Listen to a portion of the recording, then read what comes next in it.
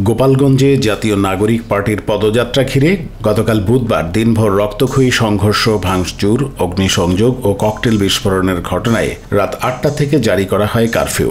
আতঙ্ক ও উৎকণ্ঠার রাতের পর আজ বৃহস্পতিবার সকাল থেকে শহর জুড়ে থমথমে অবস্থা বিরাজ করছে। শহরের গুরুত্বপূর্ণ পয়েন্টে মোতায়েন রয়েছে আইনশৃঙ্খলা বাহিনীর বিপুল পরিমাণ সদস্য।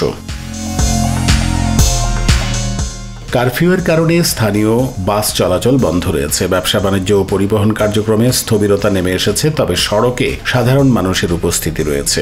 লোকাল গাড়িগুলো চলছে না। গোপালগঞ্জ টেকেরহাট, গোপালগঞ্জ ব্যাসপুর ও গোপালগঞ্জ কোটালীপাড়া পয়সারহাট রুটের বাসগুলো বন্ধ রয়েছে।